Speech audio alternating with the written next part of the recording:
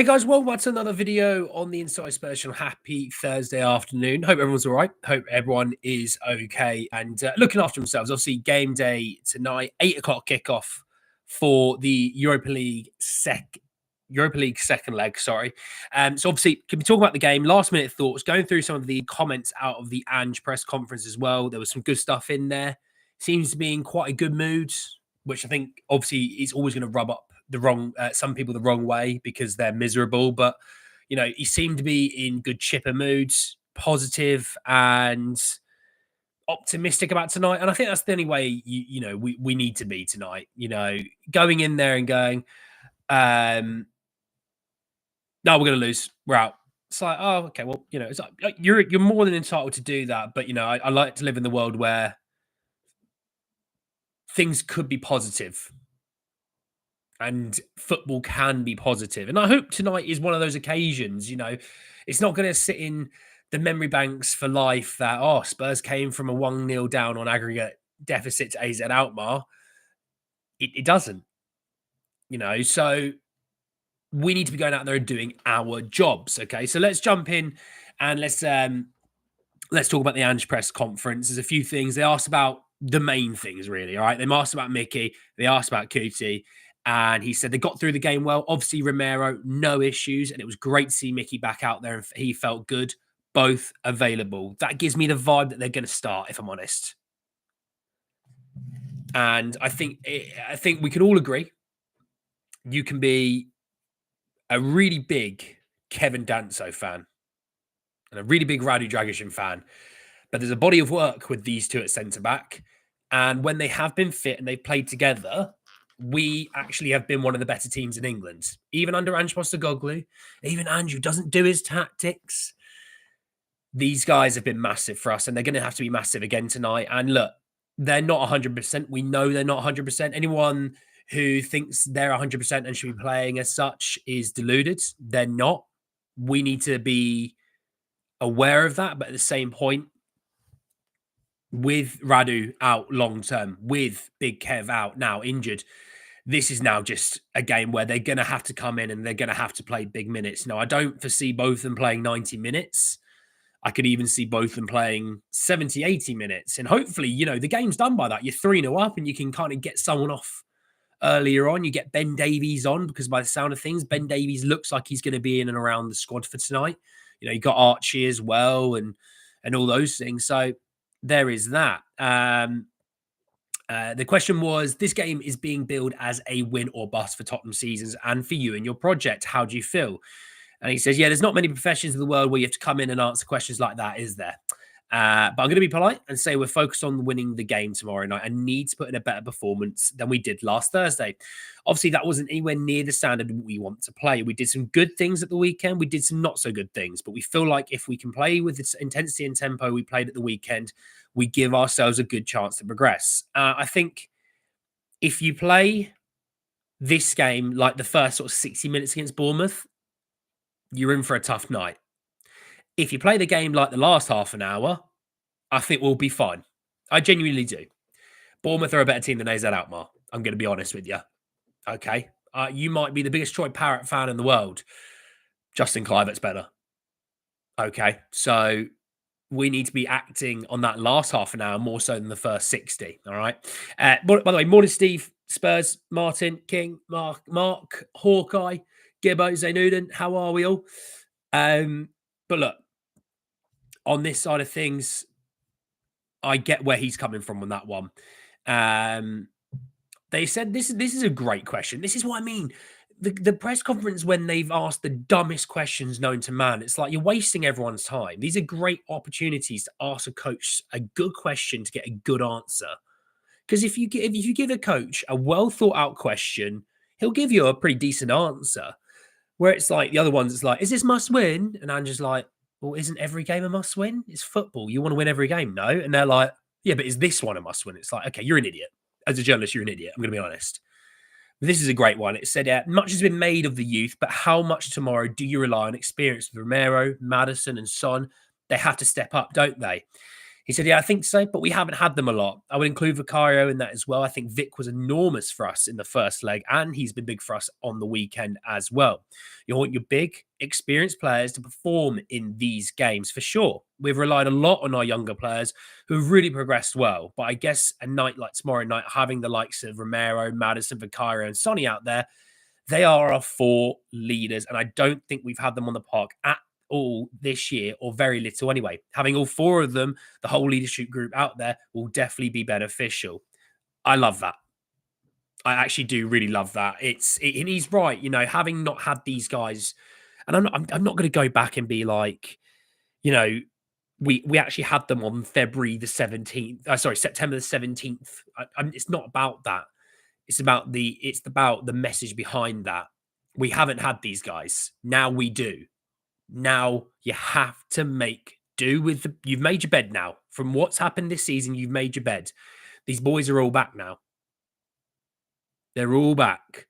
Yeah, okay, maybe Romero's not 100%, and yeah, maybe Mickey's not 100%, but they're back. The performance levels now have to take that step up. I'm not going to be one of those people that thinks Wilson Odobert is the worst signing in the world because he's missed all this time of football and he's not played 10 out of 10 every single week since. But Desiree Doué has, and it's like, we should have signed Desiree Doué. And it's like, shut up. All right.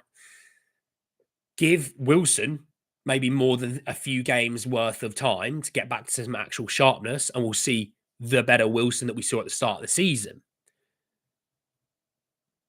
With Romero having played sort of 60, 70 minutes, I think that's massive. Mickey's played 20 odd minutes. That's massive. They're both starting for me tonight. They are. Having those two at centre back really does just massively change this team. This team cries out for quality at centre back with how we play. And Destiny plays better, so much better when Mickey's playing next to him. I think it's going to be Destiny and Spence alongside Mickey and Kuti. So loads of pace, loads of ability. Obviously, Vic and goal, we know that. Your midfield, obviously, there's question marks all across the midfield. When he talks about, how youngsters developed so much, obviously, he's talking about players like Gray and Bergval. He says he's going to rely on experience. I think he's more so talking about the experience of, the Romeros, the Sonnys, the ones that have played in massive games before. Romero's played in the World Cup final. Heung-Min Son's playing in the Champions League final. You're talking about some players who have played in games that most footballers won't even get near. They've played in them. Romero's played in 2 Copa America finals. So we're going to be looking at players like that to say, hey, not only are you one of the leaders in terms of the captaincy, but you're also one of the best players that we have, because not every great player is part of the leadership. That's not how it always works, right? But he is. So, setting your stall out early, dominating the ball early, having the energy to go from the start. What I don't want to do is get 35, 40 minutes into the game and Spurs start to create stuff then. No, from the off, at it, going across the park. I want to see energy. I want to see pressing that I haven't seen a lot of this season since all the injuries. We're starting to get healthier. I want to see that pressing. I want to see frenetic energy that we are so used to with Ange Ball. I don't care if you like Ange. I really couldn't give a flying monkeys if you care about Ange, because I care about Tottenham Hotspur. I'm sure you do as well. And what you want tonight is to win, and you want to go through. Anyone that doesn't want to go through tonight doesn't actually care about the club. They don't. They'll tell you that they do because they think Ange is bad for the club, but I'd rather win football matches. That's better for the club than anything, really. Winning tonight, playing the way that we know these boys can play. The thing is, they can play in such a way. We need to see that. We need to see crazy great energy. We need to see what we're all expecting of in this team. Seeing James Maddison linking up nicely with Sonny, quick touches, quick passes, decisive, incisive passes. Coming out with some big words today, I know. Seeing Sonny beat his man, balls across the front post, Solanke flying into that front post. Seeing players like Desi Doggy marauding runs. I've seen it so many times this season. I've just not seen it the amount that I used to see it. Jed Spence, I want to see that quality continue. I want to see Mickey and Cootie dominate centrally like they always do. If I see that, we win tonight. That's the way I look at it, you know? Hey, Sonia, Boris, how Sandesh? There's no way Ange starts Biss. I don't think he will start Biss. I'm going to come to that though in a minute.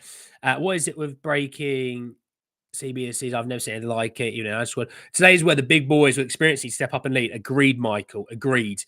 The Big T is gifted a membership. Oh, good on you. Oh, I tell you what, absolute legend. If you're the person that received that membership from the Big D, you give that man a thank you. I want us to start strong and win the game. Look, we need to start strong early doors. Out of the traps. I don't want to see what I saw of Bournemouth, where it's slow, you grow into the game. No, from the off, bang, fly out of the traps. I want great pressing. I want also not just great pressing in terms of the odd one or two players that can really go for it. I want to see the team go with it. What we haven't seen for a little while, a constructed, conjoined team that presses together. We'll see 2 or 3 players press, a few players laboring back to position. I just want to see red arrows. I want to see if you're pressing there, I'm pressing here. And if I'm pressing, you're pressing there. We're going 3, 2, 1, go. And so if Slanky goes or if Sonny goes, the other one goes with him, Madison goes with him, Bergval goes with, whoever. They go together. That's what the best teams do when they press. They go together, they win the ball high up. And because you're playing high up, you're not having to break down a full 11. You're breaking down 5 or 6 players instead of 11 players. Massive. Luke, there you go. Luke was the one that was gifted the membership by the Big D. Absolute legend. Well, Luke, congratulations. Welcome to the membership club. Head says no. Heart says yes, but we need a great improvement from last Thursday. Absolutely agree, though. Absolutely agree. Saar, Bergval, Madison. I think that's the midfield that I would probably think he's going to go with. I would love to see Archie in there, but I don't think he will go Archie. I think he'll go Pape. I think Pape's been doing Ramadan, which makes Sunday all the more impressive, by the way. All the more impressive. Although I'm going to be honest, I don't know enough about Ramadan. I'm not going to claim that I know a lot about it. So if someone wants to help me with this, that would be really much appreciated. But I believe once the sun goes down, you can start to replenish the body. Is that right? So sunset, let's say sunset's like 7:30 tonight. Hopefully Pape will have replenished the body a little bit, some water and what have you. So I think that's how it works. I don't know though. Please don't say I do know, because I don't. I'm a Catholic, so I have absolutely no idea. Looking forward to better, but not yet top performances return players. Look, every time they play, they get that little bit better. That's what we need. A strong end to the season, because people are going to go, look, sack off the league. But the league, performance-wise, is needed for the European football. Now, look, European football for me is about winning. Okay, it's about winning. But if your league performances are tracking alongside that, that's the important thing, Guys, massive Euro night tonight. So let's have a Euro push for like, subscribe, get that Discord chat for during the game. Let's go. Appreciate that, Gibbo, mate. Absolute legend. Always. Always. Big up, Terry. Big up, Terry. We always big up Terry. Terry's a legend of the chat. No eating or drinking during the day. Oh, there you go. Sunsets at 6:03 p.m. From Google AI, during Ramadan, Muslims abstain from eating, drinking, smoking, and sexual relations from dawn until sunset with the intention of promoting spiritual discipline and self-reflection. Oh, okay. So if MS saying what he's saying, sunset is at 6:03,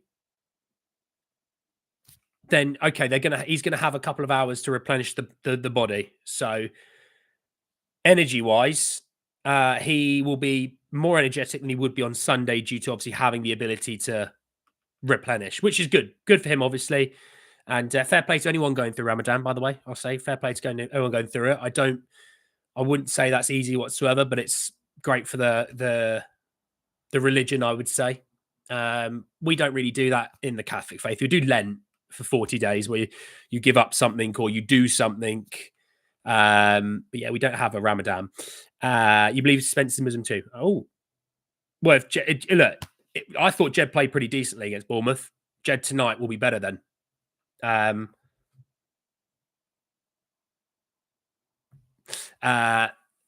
They get up early and eat as well. Okay, well, there you go. Don't know, but we should not lose tonight. If we do, then surely it's the worst result ever. Well, it's not the worst result ever. I don't know if you've ever been on some of those receiving end under those losses of AVB or Tim Sherwood or around that period. Those are some pretty horrific times. You know, going into any game thinking, yeah, we could probably lose this one 7-0 and then losing it 7-1. And you go, yep, that actually happened. Etienne Kapua at centre half. Oh, Etienne Kapua at centre half. That actually was a thing for a little while. That's how bad we were. Vlad Kirakez at centre half with him and things like that. Exactly. And look at Liverpool the other night. Look at Real Madrid last night. You just don't know what happened in these games. You don't know what's going to happen in these games. But what I do know is if you turn up tonight with the attitude that we all think you should have and and play to the ability that we know you do have, you should win. I mean, when we played was it? I think it was. Is it October that we played them? Hang on, let me load it up. October 24th, we played them in the Europa League group phase. Okay. The team that was out there was Forster, Gray, Dragosian, Davies, and Doggy. We're going to be miles better in the back five. Vic's going to be back. Spence at right back. Your two centre half should be Mickey and Kuti, and your left back's Jesse and Doggy. That's a huge upgrade. Huge upgrade. Midfield three of Bentancur, Bergvall, and Madison. Let's just say Bentancur's replaced by Sarr. Because Bentancur's not been very good recently, I'd say that's probably just as good, if not a little bit better. The front three of Werner, Moore, and Richarlison. Son, Solanke, Tell. Or Son, Solanke, Johnson. That's better than that front three. So that front three, that 11 that played against them last time, had 16 shots, 5 on target to their 9-3. We had 60% possession. We had 6 corners to their 4. We had 5 offsides. Jesus wept. That team that played them earlier in the group phase is not even half as good as the team that could play this evening. And we won. And we were good in that game. We probably should have won by a few more. So for me, looking at that game is where I'm going to base. I'm not going to base ourselves off of last week. I'll base myself off of the game that we played against them already this season at home in the same competition. That's the corresponding fixture for me. That's the fixture that I always go back to if I can. It's like when we play Fulham next week, right? Next week, what am I talking about? It's this Sunday. I will go back to Fulham away last season. I won't go back to Fulham at home. And Fulham away last season, we actually lost. I remember I was travelling back from somewhere, sitting in the car at standstill, listening to my club concede goals. Miserable. So yeah, that's what we do. So I'm going to go back off that game. We were better than them with a much weaker team. Go out there with the team that we're going to play tonight. Spurs do the job. And I said 3-1, and I stick with 3-1. I still think we will win 3-1. Let's have a look. What we think. Get your comments in. By the way, if you're watching this and I'm not live, get your comments in as well. Don't be ashamed. All right, I'm still there to respond to you. And if you say that I need a shave, you're right. I do need a shave, but you can keep that to yourself. FC Miro is my low point. Oh god, yeah. We're winning tonight 3-0. I'm confident. Love it, Terry. Steve has gone for a change. He always goes 5-0 Spurs, so he's flipped it because we're out of form. So if you flip it and he's wrong and we win 5-0, he's actually technically right, but he won't tell you that he is. But he's gone 5-0 AZ. Ange put in French gravity chopper by morning is my prediction. Need to start like Atletico score in 27 seconds. Yeah, Conor Gallagher scored the first Englishman to score in a Madrid derby, by the way. I was told that he's not good enough to play for Spurs. Oh, Christ. You've got a few of those at the moment in world football, haven't we, that we didn't sign. Ange wanted him, by the way. He wanted Eze. Didn't get either of them. What will happen if we draw 2-0? Then we're out. We have to overturn that 1-goal deficit. So if we, I'll give you a heads up whilst everyone gives me their scoreline predictions, okay? They are 1-0 up. Call it half time. Okay. It is technically half time of the tie. If we win this game in 90 minutes 1-0, it will go to extra time. If we draw or lose in 90 minutes, we are out. Okay. So we have to win by at least one to get it to extra time. So 1-0, 2-1, 3-2, 4-3, that would go to extra time because away goals don't mean anything. If you were to win by 2 goals or more, so 2-0, 3-1, 4-2, 5-3, you will go through automatically. You will be put through because you would have won on aggregate by at least 1 goal or more. If you go to extra time, let's say you're 1-0 up and it goes to extra time and you win 1-0 in extra time, so you score in extra time, you'll be through. If you don't and it stays 1-1 on aggregate in extra time, it will go to penalties. And then from there, it's just really till someone misses, basically. But it's best out of 5. And then from there, it's sudden death. You see how it works. There you go. 2-0 Spurs, 2-0 after extra time, 2-1 in 90 minutes, 3-1 in extra time. So I know what Callum means, but I'm going to tell you that Callum says it's going to be 2-1 in 90 minutes to make it 2 on aggregate. And then Spurs are going to win 3-1 in total in extra time. So now it's actually going to be 5-3 on aggregate. I like his energy. What he does mean to tell me is that we'll win 3-2 on aggregate, but I'm not.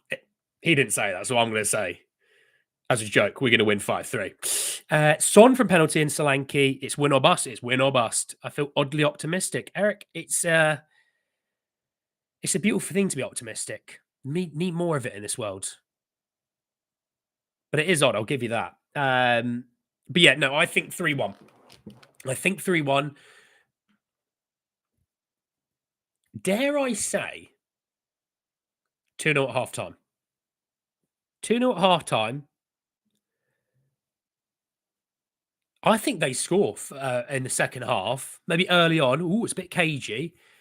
And then we just hit him on the counter or something and we get the third. That's what I'm going to go. I'm going to go 3-1. Spurs go 2-0 up. AZ get the one back. We score 70th minute, 75th minute, and then we hold on. Bit of a barrage. We hold on and we get through. I would love it if it's the other way around where we just go 3-0 up and then we just get players off. Right, Romero, get yourself off. Mickey, get yourself off. Ben, where are you? Put the book down. I know it's a nice book, but put it down. On you go. No, you can't take the book with you. Jesus. Give it to Fraser. Fraser, read the book. And no, you can't go on with the book either. That's what I would do. And then get Archie on there with him even just to get those guys. If I can get those, if we can win 3-0 or if we win 3-1, but if you can just if you can get any one of those first teamers minutes of rest, we need to be able to get them, you know? Yeah, those 2 centre halves I'm looking at. If I can get those boys some rest, I get them rest. Us hold on, lol. Ouch. 4-0, a prime Ange ball reminder. Ooh. Even your Ange out haters would love that. I say we start like a house on fire. I love that. I'd let Archie take the book on with him. I can imagine Archie just going, holding someone off in the corner, wasting time, going, you won't believe look at this. You won't believe it, honestly. It's fantastic. Oh, he's gone down the alleyway. Yeah, you can't have the ball. I'm just going to read you the book. Lol, Davies put the book down. Do you think Madders will play tonight? Ange didn't look impressive in the last game. He played it right in the last game. So if Ange didn't look impressed, it'd be something. I think Ange was more so that he didn't win a game than it was on Maddison. I thought Madders played well. Had a really good interview with Michael Bridge, by the way, on Sky Sports. If you haven't checked it out, I recommend going checking it out. And he said, he sort of said about, he's glad that the media attention when it's quite negative is on players like him and not on players like Lucas and Archie. Shows good leadership in that regards. He said, I'm big and ugly enough to take it. They're young, leave them to grow. So, yeah, it's a really good interview. I recommend it if you haven't seen it. So do go check it out. Discord's been quiet. Need some life to join. Oh, we do, don't we? Yeah, we do. Here we go. Here's the link. If you do have Discord, please do join. You're free to. It doesn't cost you a penny. We just talk Spurs in there. join. You're welcome. All right. But yes, thank you all so much for joining me this afternoon. I will maybe be live after the game. It might be tomorrow. I'm quite old. Sometimes I like to go to bed straight away. So shoot me. I hope Porro doesn't start tonight. I don't think it will. But please join me. If I am going live, I'll be live right after the game. So make sure you're ready for it. If not, I'll see you tomorrow to talk more about Spurs. Enjoy the rest of your days, the mornings, the afternoons, the evenings, wherever you're in the world. And I'll speak to you all soon. Take care, everyone. Peace.